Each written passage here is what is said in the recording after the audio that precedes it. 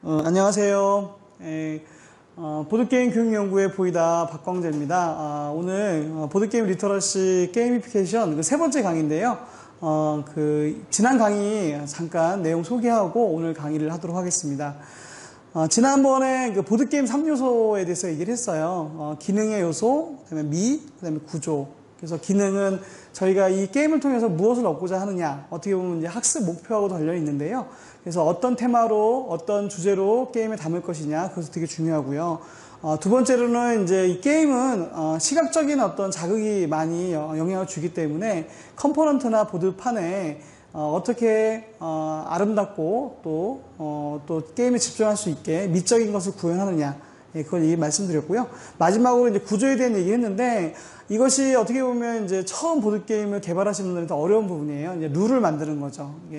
메커니즘을 구성하고 또 로직을 활용해서 게임의 룰을 만드는 건데, 요 세 가지가 균형 잡힌 게임이 안정적이고 또 재미난 게임이라고 말씀을 드렸습니다. 지난 강의 영상을 보시면 자세하게 설명이 되어 있고요. 그래서 이제 메커니즘에 대해서 오늘 좀 이어서 얘기를 할 건데요. 지난번 강의 때 두 가지의 기둥에 대해서 말씀을 드렸어요. 하나는 이제 운적인 요소. 그래서 운적인 요소는 주로 주사위로 굴려서 많이 구현을 하는 경우가 많습니다. 그러니까 내가 어떤 결과가 나오지 못하는 그런 것들이 게임에서는 이제 하나의 메커니즘의 한 요소인 거죠. 자, 반대로 이제 전략적인 요소가 있죠. 이거는 이제 본인이 예측할 수 있는 어떤 결과물을 내기 위해서 자기가 선택해서 하는 행동을 얘기하는 겁니다. 그래서 아까 이제 주사위가 굴렸을 때 어떤 숫자가 나올 것인지 예상을 못했다는 것이 운적인 요소로 말씀드렸는데, 전략적인 요소는 이제 주로 이제 본인이 갖고 있는 카드를 내가 선택해서 내거나, 아니면 보드판에 있는 카드를 내가 선택해서 가져오거나, 어쨌거나 전적으로 나의 선택에 따라서 내가 이제 게임의 방향을 어떻게 할 것이냐, 그런 전략적인 요소가 있다고 말씀을 드렸어요. 그래서 주사위와 이 카드를 적정하게 섞어서 이제 운적인 비율과 전략적인 비율을 맞춰서 보통 메커니즘을 구성한다고 말씀을 드렸습니다. 가장 기초적인 건데, 이거는 이제 영상을 한번 두 번째 강의 영상을 보시면 좀 쉽게 이해가 되실 거고요. 자, 오늘은 저희가 이제 수업을 게임으로 만들 건데요. 게임이 무엇인지 또 게임 리터러시 설명하면서 저희가 보드게임 3요소를 설명을 드렸고요. 오늘은 이제 디자인 싱킹에 대한 개념들을 좀 설명을 드리도록 하겠습니다. 디자인 싱킹을 꼭 알아야 보드게임을 만들 수 있는 건 아니에요. 그런데 제가 이제 디자인 싱킹은 보통 이제 비즈니스 영역에서 뭔가 문제 해결의 어떤 프로세스로 이 디자인 싱킹을 활용하는데, 제가 보니까 이제 보드게임을 만드는 것도, 특별히 이제 수업 보드게임을 만드는 것도 이런 디자인 싱킹의 어떤 프로세스를 활용하시는 것이, 도움이 될 것 같아서 제가 디자인 싱킹 개념을 소개해 드리도록 하겠습니다. 디자인 싱킹은, 빨간 단어를 좀 집중해서 보시면 되는데요. 우리에게 어떤 필요에 대한 공감이 필요하고요. 그 다음에, 대중이 모르는 어떤 욕구를 발굴하고, 시제품, 프로토타입을 만들어서, 이제, 인간 중심 관점으로 문제를 해결하는 그런 창의적 문제 해결 방법을 라고 합니다. 이 디자인 싱킹 관련된 거는 잠깐만요. 책 소개를 먼저 할게요. 이 유쾌한 크리에이티브라는 그런 책이 있어요. 저도 이 책을 통해서 이제 기본적인 개념을 잡았고요. 이거 말고도 디자인 싱킹 관련된 책들이 많이 있으니까 선생님들이 이거는 선생님들이 이제 문제 해결 수업 PBL이나 그런 거꾸로 학습할 때도 이런 방식을 좀 한번 공부하시는 것도 도움이 많이 될 거라고 봅니다. 디자인 싱킹 프로세스는 이제 이렇게 돼요. 공감하기, 문제를 정의하기, 그 다음에 그 문제를 해결하기 위한 아이디어를 내기, 그 다음에 시제품을 만들기, 그 다음에 테스트를 하기. 공감은 내가 뭔가를 발견했는데 왜 이런 일이 생기지?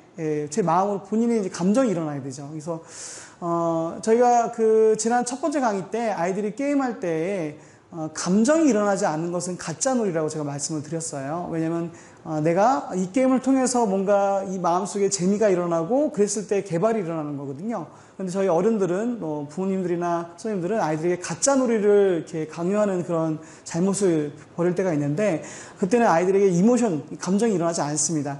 마찬가지로 여러분들이 이제 수업 보드게임을 만들려면 좀 애타는 마음이 있으셔야 돼요. 이거 수업을 좀 하고는 싶은데 아이들을 위한 좀 재미난 것 좀 해보고 싶겠다. 나의 수업을 좀 재미난 수업으로 만들고 싶다. 그런 이제 공감이 좀 필요하고요. 그 문제를 본인이 이걸 어떻게 게임으로 만들 것인가 그런 문제 정의를 좀 해야 됩니다. 그 다음에 이제 아이디어가 필요하고요. 자, 이 아이디어 단계에서 선생님들이 많은 게임을 해보셔야 됩니다. 한두 게임 가지고 보드게임 만들 수 있는 건 아니고요. 선생님들이 정말 수많은 게임, 수십 종의 게임을 경험해 봤을 때, 그때 어떤 게임을 통해서 이런 아이디어를 좀 가져와야겠다. 그런 단계가 일어난다는 거예요. 자, 그런 다음에 이제 여러분들이 아주 거칠게라도 시제품을 만들어 보는 거죠. 신경 쓰면 안 되는데 편집해야겠네요. 선생님이 지난주에 이제 시제품을 일단 가져왔잖아요. 되게 거칠게 가져왔잖아요. 그래서 우리가 사실 이제 게임하기 좀 어려울 정도로 오늘은 좀 다듬어서 가져오실 텐데, 그런 식으로 이제 어쨌거나 내가 만들어보는 이 단계가 이제 시제품 단계예요.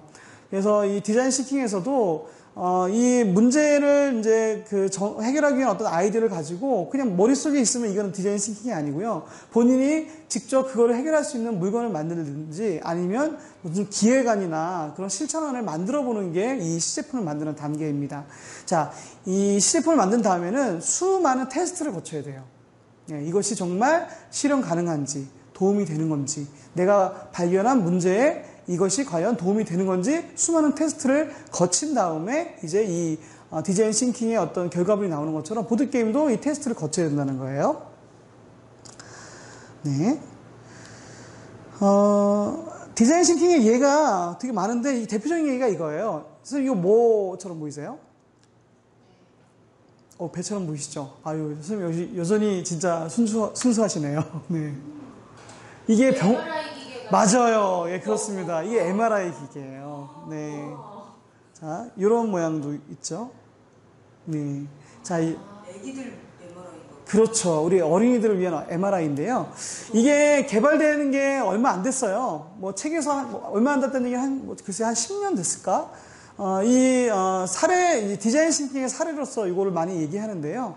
이제 MRI 기계를 이제 미국의 제너럴 일렉트로닉스 GE라는 회사에서 개발했고, 이 이제 개발 담당자가 자기 제품을 이제 확인하기 위해서 병원을 이렇게 다니는 거죠. 근데 병원을 갈 때마다 의사 선생님들이 너무 좋은 제품이다 칭찬을 해요. 근데 이분이 이제 뭘 봤냐면 MRI실에 들어가기 싫어서 벌벌 떨고 있는 한 여자아이를 본 거예요. 그 아이의 그 표정은 정말 공포, 진짜 겁에 질려 있고, 정말 저 기계 안으로 내 몸이 들어간다는 거에 대해서 엄청나게 불안에 떨고 있는 그 아이를 보면서 이 개발자분이 이제, 충격에 빠진 거죠. 그래서 이분이 이제 그 책에 보면 3일 동안 회사를 안 나갔다고 해요.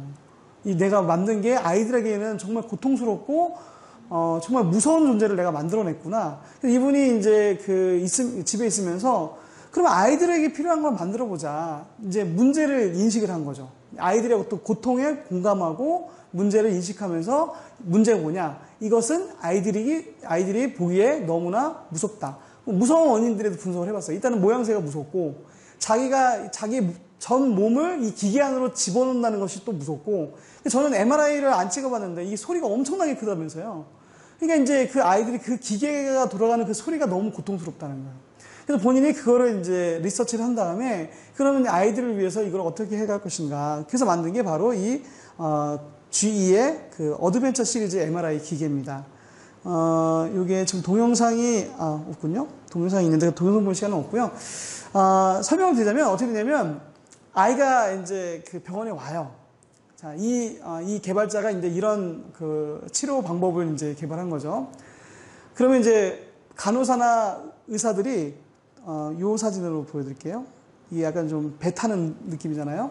예. 간호사나 의사들이 다 해적 목장을 입고 있습니다. 그래서 아이한테 스토리텔링을 하는 거죠. 이제 우리가 모험을 떠난다. 너는 해적이 될 거야. 우리가 해적이 돼서 적진에 침투할 건데 일단 이 아이한테 해적 모자 이렇게 씌우죠. 예, 그 다음에 그 스토리를 설명해줘요. 우리가 지금 적진에 들어가려면 우리가 이 뱃속에 들어가서 잠깐 그 바닷속을 통과해 들어가야 돼. 그러면 그때는 정말 어둡기도 하고 시끄러운 소리도 날 거야. 하지만 그것을 참고 견뎌야 우리가 저 모험에 성공할 수 있어. 이런 스토리 라인을 하고 아이한테 이제 올라가서 누우라고 하죠. 그럼 아이는 이제 기계 속에 자기 몸이 들어가면서 야, 이제 모험이 시작되는구나. 아이들은 기쁨과 흥분과 기대감으로 MRI를 찍어요. 예. 이제 전에는 정말 이 MRI 찍는 시간이 왜 이렇게 길었을까? 아이들이 끝나면 벌써 끝났냐? 이 아이가 엄마한테 뭐라고 할까요? 엄마, 나 내일도 오면 안 돼? 이렇게 얘기한다는 거예요. 자, 그래서 이 MRI 기계가 우리는 사실 공감 못하지만 그 개발자는 그 아이의 고통을 보고 공감하고 문제를 해결하려고 하고 실제로 시제품을 만들어 보고 그 다음에 테스트를 거쳐서 스토리라인도 만들고 스토리텔링도 하고 의사 선생님들과 하나 돼가지고 이런 어드벤처라는 시리즈를 만들어냈다는 거예요. 이것이 이제 디자인 시킹의 가장 좋은 예로서 설명되고 있는 사례입니다.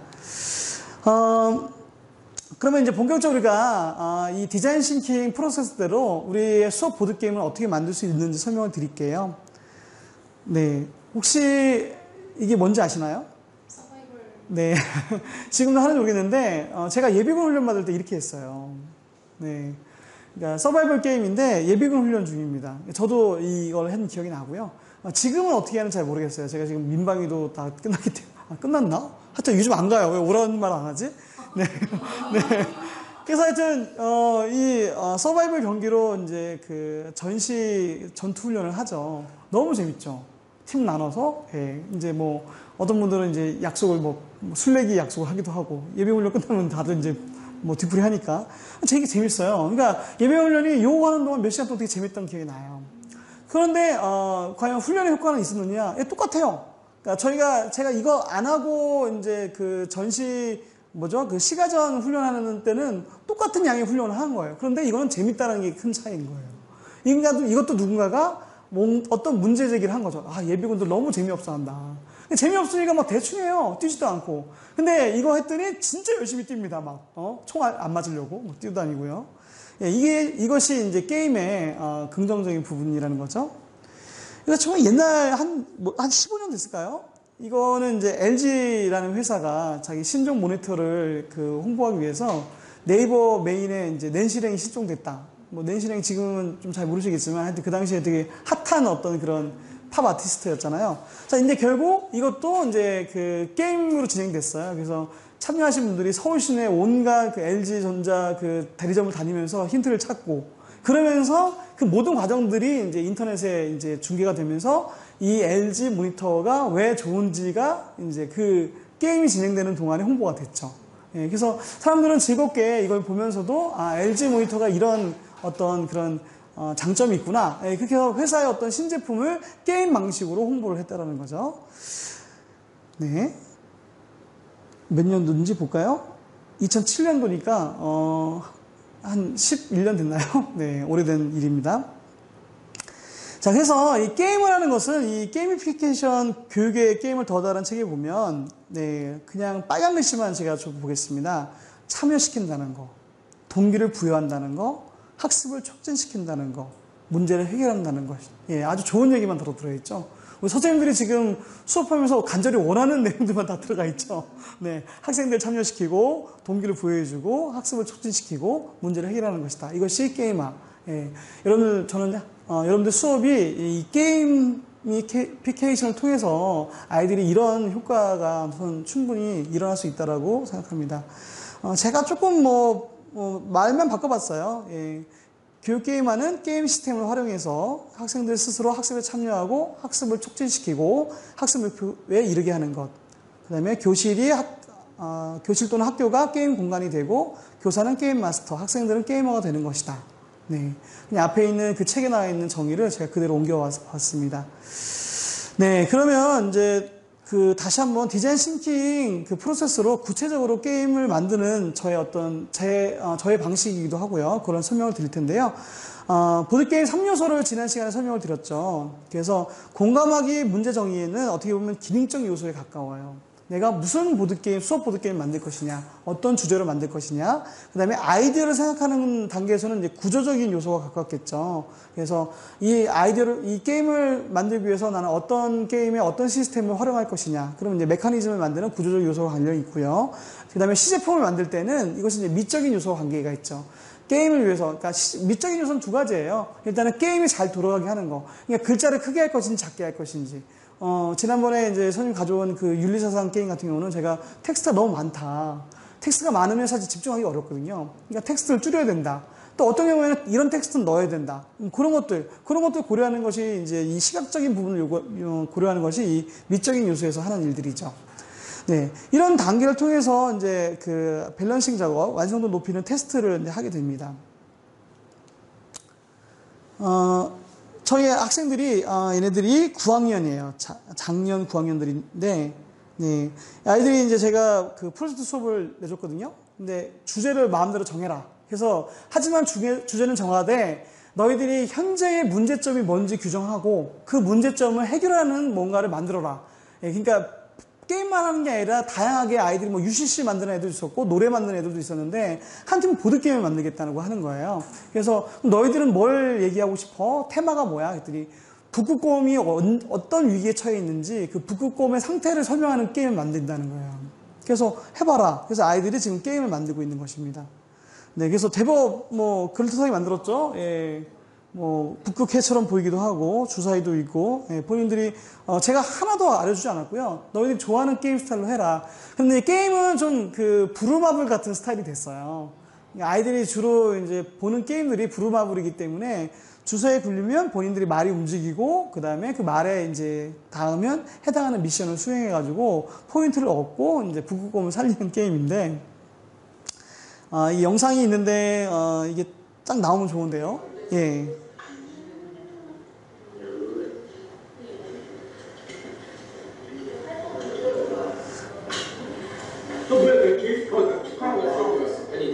뭐 동서남북도 하고요. 예.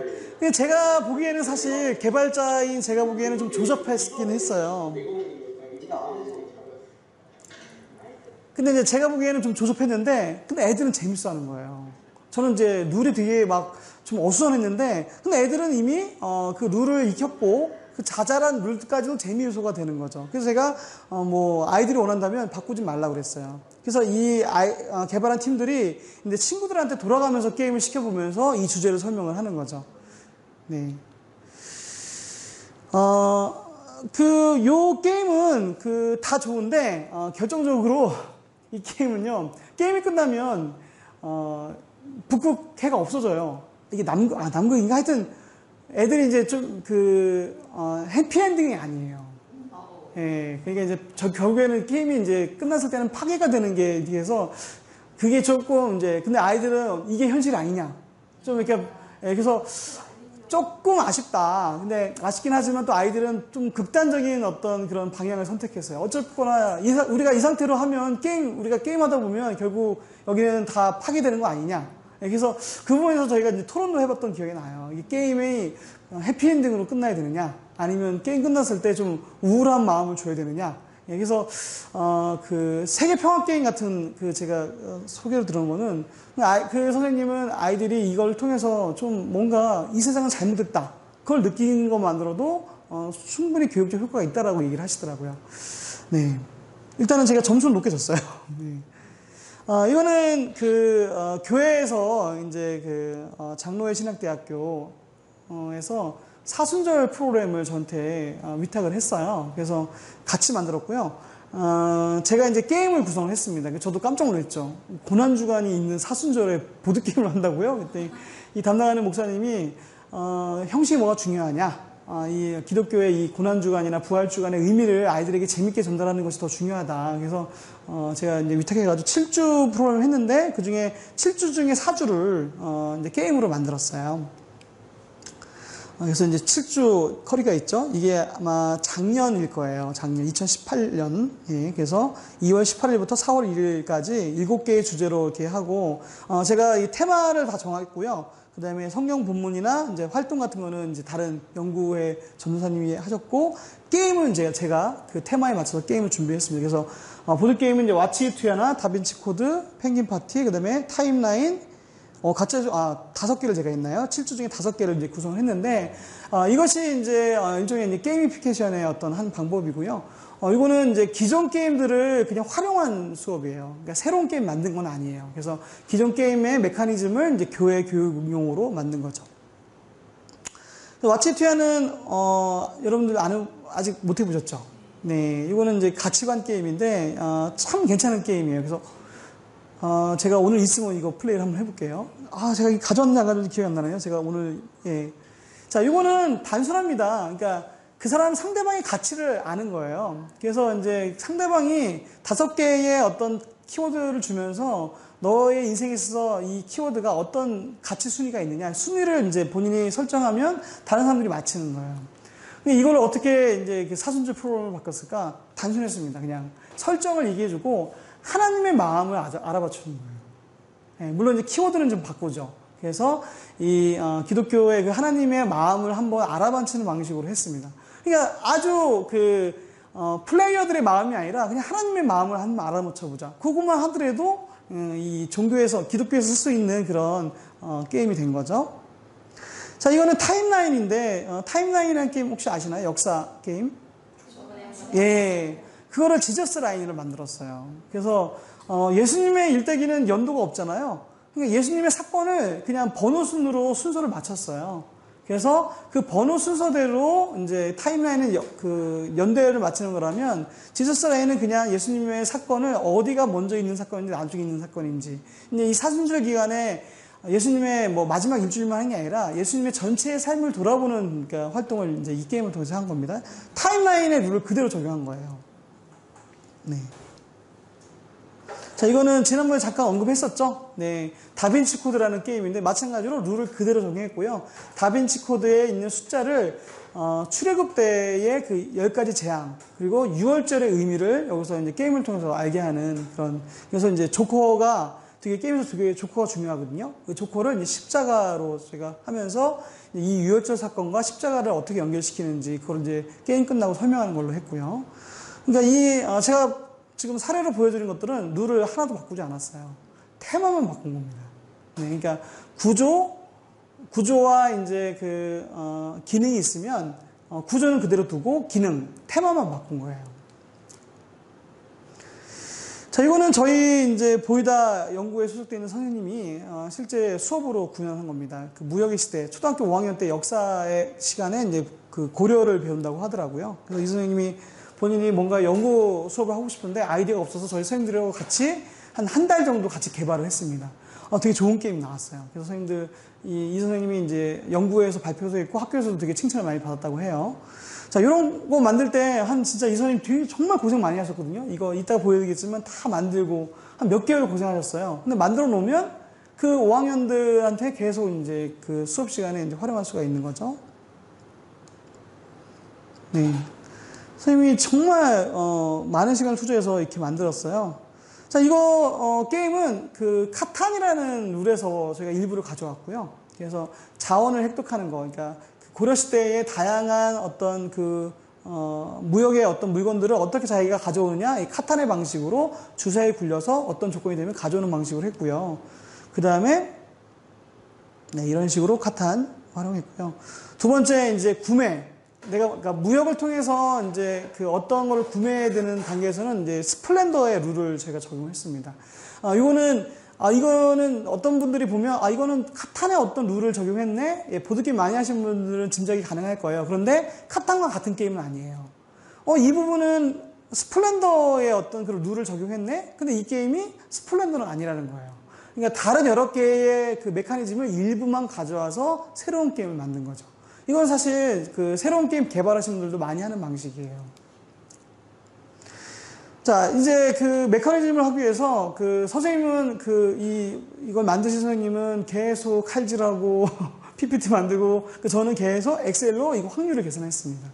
저는 엑셀을 많이 활용하고요. 카드 장수, 이 카드가 나오는 어떤 확률을 다 계산해서 이것이 이제 확률적으로 고르게 분포가 되는지 이 엑셀표로 이제 다 이게 사칙연산만 하면 가능하세요. 그러니까 이게 카드가 몇 장인지, 이게 나오는 경우 수가 어떻게 되는지, 이게 라운드를 몇 번 겪으면 몇 번 나오는지, 그걸 다 이제 엑셀표로 해가지고 밸런스를 맞추는 거예요. 이 노란 칸 보면 이제 어떤 4.2, 4.2, 4.2 이런 식으로 이제 맞춰져 있죠. 예, 그래가지고 최종적으로 이렇게 균형이 있게 나오도록. 그 다음에 이제 만약에 여기가 숫자가 높은 거면 다른 쪽에서 이제 균형을 맞추기 위해서 전체적으로 한쪽에 자원이 몰리지 않고 한쪽에 나라가 부강하지 않게 이렇게 이제 확률적인 계산을 계속 하고 이거를 한 다음에 가서 테스트 플레이 하면 또 이상한 일이 일어나요. 그럼 그걸 또 이제 수정해가지고 엑셀로 표를 다시 짜가지고 카드를 몇 장 빼기도 하고 카드를 몇 장 추가하기도 하고 이런 작업들을 수십 번 반복을 하는 거예요. 네. 그래서 이 선생님이 이거 강의, 창의학 뭐 이런 거 뭐 만들어서 발표하신다고 하더라고요. 그래서 해가지고, 예, 시범 수업도 하고, 예, 이렇게 구성해서 그 연구회에서 그 수석교사 선생님한테도 칭찬받고 그랬다고 하더라고요. 예. 자, 이거는 작년에, 화학식 게임. 이거는 그 저희, 보이다 이 팀이 서울 모임이었어요. 예, 작년까지 서울 모임이 있었는데, 이제 선생님들이 제가 이제 그 보드게임 제작 워크숍을 했는데 이분들이 그날 일해서 못 오신 거예요. 그래서 아쉽다. 선생님 강의 듣고 싶었는데. 그래서 저희끼리 하는 거 자체적으로. 근데 이게 이제 이틀짜리 프로그램인데 제가 이제 일정이 없고 작년에 이제 새 학기 막 시작할 때니까 우리 1박 2일로 하자. 그래서 선생님이 이제 저쪽 서울 의정부 그쪽에 사신 선생님이 우리 집 공개하겠다. 그래서 그 선생님 집에 모여서 1박 2일 동안 한 거예요. 그래서 저녁에 모여서 예, 저녁에 모여가지고 같이 밥 먹고, 그 다음에 이제 담소 나누고, 그 다음에 그때부터, 선생님들 진짜 선생님 잠깐만요. 거기 카메라가 있어서 이쪽으로, 예, 예. 예, 그래서, 저녁 먹은 다음에, 아무 생각 없이 오셨어요. 사실 이분들은 지금 현재 선생님들하고 똑같아요. 보드게임도 많이 안 해보셨고, 그냥 궁금해서 오신 분도 있고, 그리고 본인이 어떤 주제로 보드게임을 만들어야 할지 그런 생각도 안 하고 오신 분들이 태반이었습니다. 뭐, 3번밖에 없으니까 3분 다 그러셨어요. 그래서, 선생님은 무슨 수업을 하시냐 했더니, 과학을 가르치는데, 자기가 가장 어려운 게, 화학식을 알려주는 게 어렵다. 왜냐면 이거는 그냥 외우는 수밖에 없거든요. 근데 아이들은 사실 화학식을 외우라고 하면 그렇게 좋아하지 않아요. 이거, 이제 화학을 왜 해야 되느냐. 그게 이제, 화학을 계속 배우다 보면 외워야 된다는 걸 알게 되는데, 초반에 사실 외워야 이 수업이 진행된다고 하더라고요. 이때 가장 힘들다고 해요. 그래서, 그럼 선생님 우리 게임을 한번 만들어 볼까요? 그때 이제 밥 먹고, 밤 새벽까지 그냥 이런저런 하다가, 그냥 단순하게 이제 화학기호가 뭐 산성과 염기성이 있으니까 2개의 조합으로 4개짜리 블록 형태를 해가지고, 테트리스 게임으로 한번 만들어 보자. 기존에 테트리스가 이제 도형 형태가 있으니까, 예, 그래서 저희가 모여서, 지금 같이 이제 화학식 기호를 NaCl, 염화나트륨이면, 그 NaCl이면 이제, NaCl, 어떻게 했더라? 좀 기사 안 나는데요. 하여튼, 네. 그러니까 한쪽에는 Na를 놓고 Cl 놓고 해가지고 이제 4개의 블록으로 이렇게 만드는 거예요. NA니까 이게 이제 그 4개의 안에 NA가 있고 CL이 있고 또 다른 게 있고 뭐 이런 식으로 해가지고 그럼 이제 그게 이런 식으로 게임을 진행하다 보면 테트리스처럼 이렇게 그 블럭에 맞춰서 이렇게 배치를 하는 거죠. 배치하다 보면 그 자기가 이제 완성해야 될 여기 보면 이쪽에 이제 완성해야 될 어떤 그런 정답이 있거든요. 그럼 요 기호가 연속돼서 이렇게 되면 이제 그러면 이제 우리 그 포토타임 외치는 것처럼 우리 그 뒤죽박죽 서커스처럼 자기가 조건이 되면 얘기를 하고 이제 완성한 포인트를 얻는 거예요. 저는 이걸 몰랐는데요. 지금 이게 좀 업그레이드 됐죠. 그래서 이제 그 노란색, 파란색으로 돼 있는데 저도 몰랐어요. 저도 화학을 배웠는데 이게 이제 모든 그 화학 성분이 염기성 하나, 산성 하나 이렇게 돼 있다고 하더라고요. 그래서 여기 이과가 없으시군요. 예, 그래서 화학 주기율표 보면 한쪽은 다 염기성이고 한쪽은 산성이래요. 그래서 이 색깔을 이렇게 바꾸면 이 색깔이 이제 노란색은 아마 산성이고 파란색이 산성이고 하여튼 색깔을 2개를 구분한 거예요. 그래서 선생님이 이 게임 끝나면 이 모든 것들이 아이들이 왜 모든 그 정답은 노란색 하나 파란색 하나 이렇게 돼 있지? 그러면 그때 설명을 해준다는 거예요. 얘들아 모든 그 화학 그거는 합성물은 염기성과 그 산성이 만나야 되는 거야. 그럼 애들이 그걸 시각적으로 인지가 됐잖아요, 다. 게임 하면서. 자연스럽게 이제 이 수업이 진행이 되는 거죠. 네.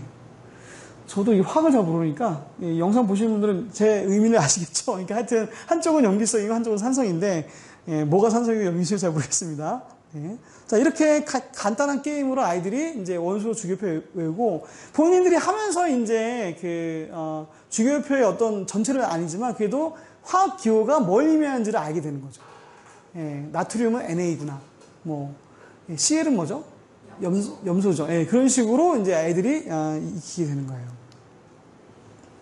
이것도 마찬가지로 선생님이 이제 엑셀표로 짰고요. 밑에 보시면 이게 이제 각 원소들이 몇 개씩 구성되어 있는지 이 숫자를 다 세야 돼요.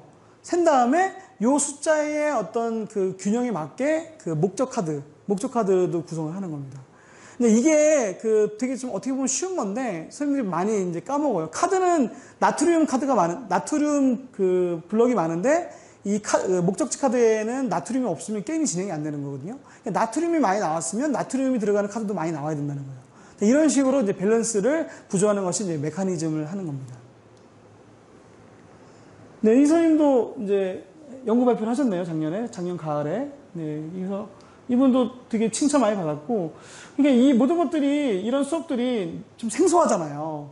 그러니까 과학 선생님들이 화학식 보드게임이라고 하면 지금 뭐 시중에도 안 나와 있는데, 이 선생님이 처음 개발해서 가져가니까 얼마나 과학 선생님들이 신기해하겠어요. 그래서 반응도 좋았고, 실제 수업도 아이들에게 되게 좋은, 물론 이제 한 차시 정도 진도는 좀 늦게 나갈 수 있지만, 그래도 아이들이 이런 기초적인 개념을 게임을 통해서 익히고, 이제 그 화학 수업이 진행되니까 그 이후로 되게 수월했다고 하셔요.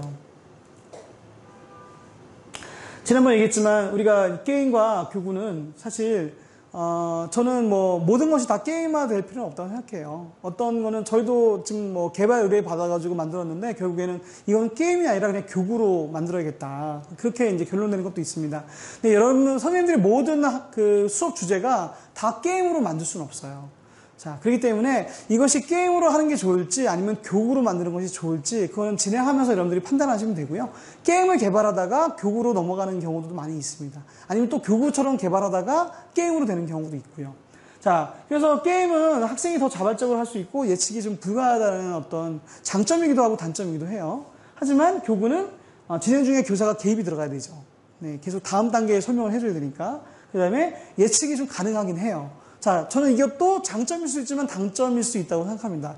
자, 그렇기 때문에 선생님들이 개발하는 것이 아이고 위에 글자가 안 보이는군요.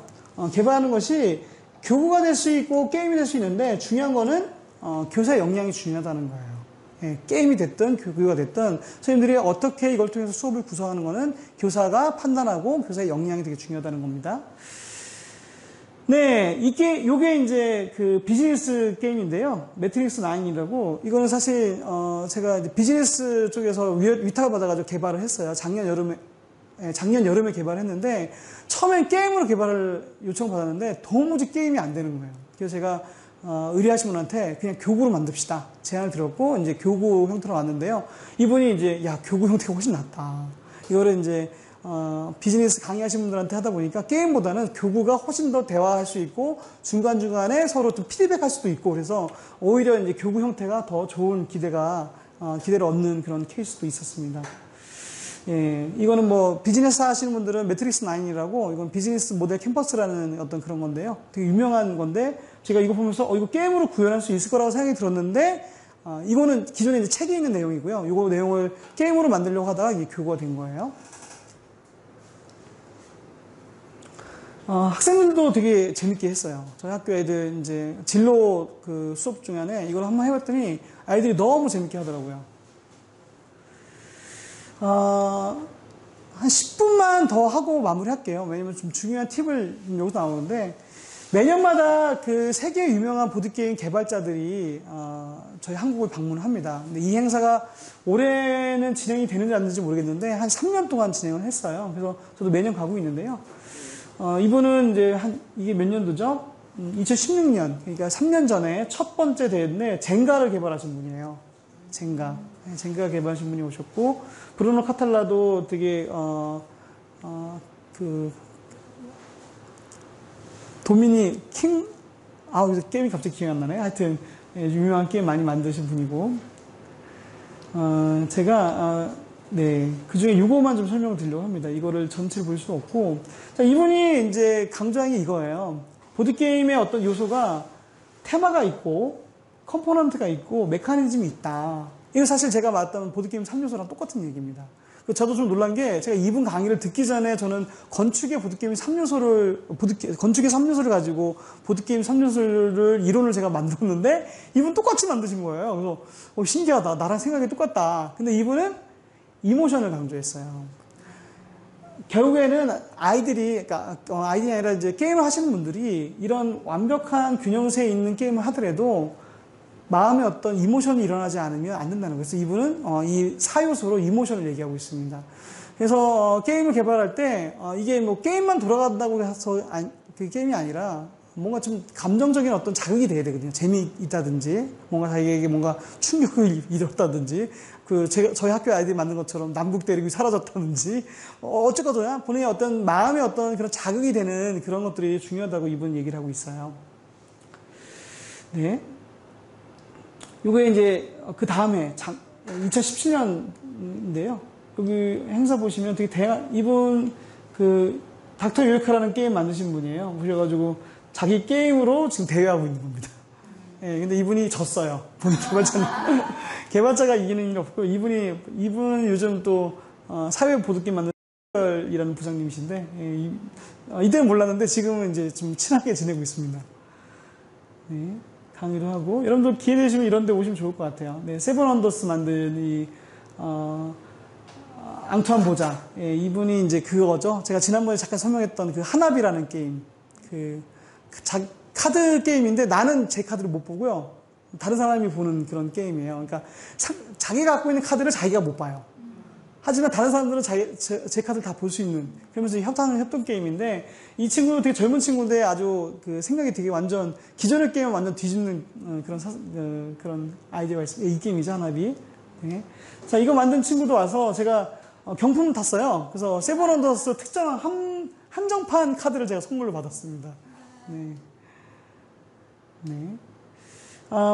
제가 이제 이분이 했던 얘기 중에 한 가지만 좀 설명을 좀 드릴게요. 자, 이분은, 아까 이제 3요소가 기본적인 어떤 클래시컬한 보드게임의 요소인데, 거기에 이제 브루노 카탈라시는 이모션이 필요하다고 얘기했잖아요. 이분은 나레이션이 중요하다고 얘기해요. 아이들이 게임을 하면서 뭔가 스토리를 전달해줘야 된다. 예, 이 내러티브가 돼야 된다는 거죠. 자, 그래서, 기존에, 이거 똑같죠? 이게 이제 아마 작년에 이분 강의, 브루노 카탈, 아니면 유럽 사람들이 다 똑같이 하고 있는지 모르겠지만, 이 3요소에, 이제 여기에 본인은 나레이션을 추가해가지고, 이렇게 4요소를 한다고 얘기하고 있어요. 자, 근데 심지어 이 사람은, 앙투안 보자는 나레이션이 하나의 어떤 위치가 아니라, 예, 이런 식으로 개발이 된 다음에 전체적으로 나레이션으로 다시 조정을 해야 된다고 얘기를 해요. 그래서, 이분이 주장하는 거는, 게임이 끝났을 때, 우리 게임 잘했다.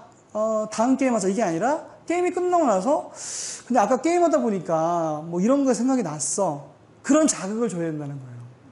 이제, 보드게임이 끝나고 나서도 뭔가 계속 이야기할 수 있는 그런 게임을 이제 만들어야 된다고 이분은 얘기하는 거예요. 근데 제가 얘기해 보니까, 이거 수업 보드게임 철학하고 너무 똑같은 거죠. 게임이 끝나고 모든 게 끝난 게 아니라 게임은 이제부터 시작인 거죠. 게임을 하고 나서 그 주제에 대해서 한번 이야기해 보는 거. 예, 그래서 저는 앙투안 보자가 이 수업 보드 게임의 철학을 너무 잘 알고 있는 것 같아요. 프랑스 친구인데. 네, 그래서 나레이션이 되게 중요하다는 걸 얘기하고 있고요. 이 부분이 우리가 만들고자 하는 또 이것도 얘기해요. 나레이션이 결국 이모션을 준다. 브루노 카탈라는 스페인 디자이너고 이 사람은 프랑스 디자이너인데 아마 좀 유럽 사람들 갖고 있는 어떤 그런 게임에 대한 인식이 좀 비슷한 것 같아요. 네, 요거 고요. 자, 그래서 이거 다시 한번 설명해주면 이렇게 아까 말씀드렸고, 이것만 하고 말씀드릴게요. 자. 뱅상 두트레라는 일러스터인데요. 이분은, 엄청 유명한 일러스터입니다. 예, 나름 되게 전 세계 10위 안에 드는 그런 작가인데, 이 사람이 지금 한국에 살고 있어요. 예, 일산에 살고 있습니다, 일산에. 예, 제가 하여튼 작년에 만났을 때 일산에 살고 있었고요. 왜냐면 우리 한국 여자분하고 결혼하셨어요. 그래서 아까 앙투안 보자 통역했던 여자분이 이제 이분 사모님인데, 이분의 강의가 제가 지금 기능적인 요소와 구조적인 요소를 했잖아요. 이제 미적인 요소에 대해서 이분의 강의 내용을 좀 일부 소개하고 마치려고 합니다. 뱅상 두트레인데, 자, 이분은 컴퓨터로 작업하지 않습니다. 예, 여전히 제가 직접 펜으로 작업을 합니다. 예, 물감으로 펜으로 색깔 펜으로 작업을 하고요. 예, 그래서 이분의 그림은 좀 다른 느낌이 나요. 뭔가 아직까지 좀 컴퓨터로 아무리 잘해도 좀 손으로 직접 그리는 느낌이 안 나는 경우가 좀 있잖아요. 딱 티가 나지 않나요? 좀 컴퓨터로 그리면. 근데 이분의 그림은 되게 정성스러운 느낌이 들어요, 실제로. 그래서 우리나라 작가들도 이분하고 지금 작업을 많이 하고 있는데 대표적인 게 셜록 13이라는 게임. 예, 그거를 이 사람이 그렸습니다. 예, 이 게임이죠, 셜록 13. 이거는 이제 황소망 씨, 제가 저희 지난주 부스에 건너편에 있었어요. RPG 게임 설명하던 약간 좀 특이한 모자 쓰신 분인데, 그 친구가 이제 저희 개발자 모임에서 좀 나름 좀 세계에서 이름이 떨치고 있는 황소망이라는 작가인데, 예, 그 친구의 작품에 이제 일러스트를 그렸고요. 요게 이제 보면 그림이 하나로 돼 있잖아요. 예, 근데 이게 뭐냐면 가림막이에요. 이제 플레이어들이 가림막을 이렇게 하면 그림이 이렇게 연결돼 있죠. 예, 그래서 그런 거까지 이제 생각해서 이걸 만들었어요. 네. 이 사람이 뭘 얘기하냐면, 이 자동차 일러스트 하시는 분들 참 대단한 생각이 들었는데, 되게 심리적인 것들을 많이 고려하더라고요. 자, 이 사람, 이 백상 두트레가 사람이 카드를 딱 손에 들으면 어디부터 볼 것이냐. 대부분 왼쪽 위부터 본다는 거예요. 네. 그래서 왼쪽 위부터 이렇게 보통 시선이 옮긴다는 거예요. 그래서 중요한 정보, 여러분들이 이제 나중에 카드를 만들 거 아니에요? 그러면 중요한 정보는 좌측 상단에 두라는 거예요. 그러니까 이 카드를 보고 가장 먼저 줘야 될 정보가 뭐냐? 9라는 숫자라는 거죠. 그리고 나서 이게 이런 속성이구나. 그리고 부차적인 건 이거구나. 자, 중요한 거를 왼쪽에 두고 그 다음에 오른쪽 내려가면서 부차적인 거를 구성하라고 얘기를 하셔요. 그래서 그런 것들이 이제 디자이너, 우리가 미적인 요소에 있어서 그런 것까지 신경을 써야 된다는 거죠. 자, 근데 미적인 요소는 가장 마지막 단계예요. 그러니까 처음부터 이렇게 고려하시면 안 되고요. 가장 먼저는 기능적인 요소, 주제를 정하고, 그 다음에 메커니즘으로 게임을 구성한 다음에, 나중에 이제 시제품, 디자인 싱킹 프로세스로 따지면 시제품 만들 때에는 이런 걸 고려해서 작업을 하셔야 된다는 거예요. 자, 이런 색깔의 컨트라스트도 되게 중요하고요. 제가 레인보우 세븐 가지고 독일 갔을 때 가장 먼저 이제 아쉬워하신 분들이 박스가 너무 컨트라스트가 약하다. 예, 눈에 띄지 않는다. 예, 너무 수채 같다라는 거죠. 그래서 게임의 어떤 색깔은 컨트라스트가 되게 강해야 된다고 해요. 네, 그래서 색깔도 되게 많이 연구하시고요. 색깔 보면 되게 다 컨트라스트가 강하죠. 네. 그 다음에 이런 수많은 기호들도 같은 화살표라도 어떻게 다양한 것들을 언제 쓰느냐, 그런 것도 다 고려를 하신다고 해요. 네. 자, 이게 좀 중요한데요. 자, 여기는 보드판이고, 이건 카드예요. 자, 보시면, 보드판에 이런 형상이 있으면 카드에도 이 형상을 일치시켜야 된다는 거예요.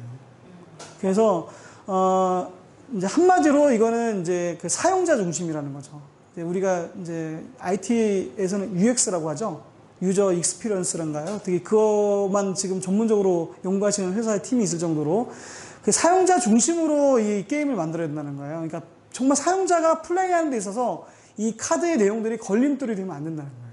그래서 가장 보드판을 보고 카드를 봤을 때 직관적으로 보드판에 여기가 내가 들고 있는 카드 이거랑 연관이 있구나. 룰을 설명 안 들었을 때에도 직감적으로 알 수 있게 디자인을 하라는 겁니다. 네. 여기 보면 어떤 판에 어떤 몬스터가 있는데, 얘가 얘인가 보다. 설명하지 않아도 그것만 보더라도, 게임이 이렇게 연관되나 보네. 그렇게 알 수 있게. 그렇게 디자인을 하라고 이 사람 얘기하고 있습니다. 예. 실제 컴포넌트잖아요. 이건 손으로 진짜 플라스틱 컴포넌트인데, 카드에도 거의 똑같은 모양으로 디자인이 되어 있는 거죠. 만약에 이건 파란색인데 여기는 뭐 다른 색깔이 있는지 그러면 이제 혼란이 일어나기 때문에 디자인은 컴포넌트와 이 카드의 어떤 그런 설명의 그림이 일치가 된다고 얘기를 하는 거예요. 이게 동전도 마찬가지고요. 네. 자, 이분이 그래서 자기가 한 작품 그리면 집이 이렇게 된다. 이게 지금 거실 복도 통로거든요. 이제 이게 컴퓨터 작업을 안 하니까 저장이 안 되잖아요. 그러니까 이제 자기가 직접 원화를 그려가지고 쭉 늘어놓으면 자기 작업실부터 아파트 출입문까지 이렇게 돼야 이제 게임 맡은 거 그림 작업이 끝난다는 거예요. 이렇게 넘기면 이제 제작팀에서 이걸 스캔 떠가지고 이제 인쇄할 수 있게 디지털화 시키는 거죠. 네. 참 대단한 작가인 것 같아요. 자, 이제 마지막으로 이제 완성도 높이기입니다. 테스트인데요. 이건 여러분 정말 중요한 겁니다. 지난주에 제가 가서 제가 개발한 거 갖고 나갔잖아요. 예, 제가 제 가족들이나 제 친구들이나 저희 학교 선생님들한테 이거 테스트를 하면 칭찬밖에 못 들어요. 그래서 테스트는 정말 전문가한테 신랄하게 받으셔야 됩니다. 그래서 여러분들이 이제 수업 보드게임을 하면 저한테 꼭 연락을 주세요. 그래서 저한테 좀 죄송합니다. 혼은 아니지만 제가 좀 신랄하게 비판을 드려야 돼요. 왜냐하면 이렇게 안 하고 아이들에게 그냥 갔다가는 정말 신뢰가 깨지고요. 아이들이 수업 보드게임 이거 이상하네. 그렇기 때문에 충분한 테스트를 많이 하셔야 됩니다. 자, 그때는 테스트는 절대로 친구랑 자기 식구랑 하지 말라고 저희 보드게임 개발자들은 완전 다 알고 있는 사실이에요. 그렇기 때문에 전문가들한테 하고요. 저희는 정말 엄청나게 두들겨 맞습니다. 진짜 말도 안 되는 게임이다 이건. 그런 걸 하도 많이 들어가지고 이제 아무것도 안 해요. 다음 주에 또 저희 개발자분 가는데 지난주 코리아 스틸 또 가져갈 거예요. 그러면 안 해본 분들이 또 저한테 얘기를 하는데 그런 거를 다 들어야 돼요. 들은 다음에 그 다음에 자기가 또 개선을 해야지 그런 비판의 과정 없이는 완성도가 높아지지 않습니다. 네, 이거는 조넌토 평 게임. 자, 보통 이제 요거 띄워놓고 실제 만드는 작업 하는데요. 요거만 설명드리고 마칠게요. 공감해야 됩니다. 네, 여러분들이 만드는 게임이 정말 아이들에게 필요한 건가? 예, 아이들한테는 필요 없고 선생님한테만 필요한 거 하면 안 되시는 거예요. 아이들에게 정말 어떤 마음으로 내가 이걸 만드느냐 되게 중요하고요. 그 다음에 이걸 어떻게 어떤 주제를 할 것이냐. 내가 이 수업에 어떤 중단원이든 소단원이든 그러면 어떤 주제를 내가 이 게임을 할 것이냐. 되게 분명하게 문제 정의하셔야 됩니다. 그 다음에 아이디어. 예, 주사위를 쓸 것이냐, 카드를 쓸 것이냐. 이거 하려면 여러분들 정말 게임 많이 해보셔야 되고요. 그 다음에 컴포넌트 구성 어떻게 할 것이냐. 카드를 쓸까, 보드판을 쓸까. 예, 이런 것도 사용자 중심에 있어서 게임에 집중할 수 있는 그런 최적화된. 그러면서 또 너무나 또 많은 컴포넌트를 쓰면 게임에 지장이 좀 안 돼요. 그래서 어떤 이런 사람이 있어요. 보드판 따로 하고 중간 점수표 따로 하고 그냥 점수판을 그냥 보드판에 넣을 수 있으면 넣는 게 좋습니다. 깔끔하게. 네. 자, 그런 거 이제 고민하시면서 실습하신 다음에 테스트, 전문가 및 동료 교사, 가족, 친구 절대 안 됩니다. 네, 테스트는 정말 전문가나 동료 교사 선생님들은 또 좋은 얘기 많이 하실 거예요. 근데 집에 가면서 저거 좀 아닌 것 같은데. 근데 말을 안 하시죠. 그래서 반드시 전문가한테 도움을 받으시면 좋겠습니다. 그리고 나서 다시 테스트, 이 과정을 정말 여러 차례 하셔야 돼요. 한두 번 갖고 게임 나오는 경우는 없습니다. 네. 자, 혹시 질문 있나요? 네. 그러면 저희 끝나고 좀 얘기하면서 또 진행하겠습니다. 네. 연구회, 지금부터, 지금까지, 보이다에서 여러분들 수업 보드게임 제작하는 강의에 대해서 나눴는데요. 선생님들 정말 좀 도전해 보셨으면 좋겠어요. 저는, 가능하다고 생각합니다. 그런데 그 길이, 쉽진 않아요. 시간 많이 들어가고요. 여러분들 정말 시간과 에너지, 힘 많이 들어갑니다. 하지만 뭔가 하나 만들었을 때, 그것이 여러분들 수업에서, 줄 긍정적인 효과는 되게 엄청나게 클 거예요. 도전하시면 좋겠고 언제라도 제작하면서 궁금한 거 있으면 연락 주시기 바랍니다. 네, 감사합니다. 네, 우리 잠깐 쉬었다가 오늘 좀 게임 좀 하고요. 네, 그래도 선생님 어제 게임 좀 개선해서 오셨어요?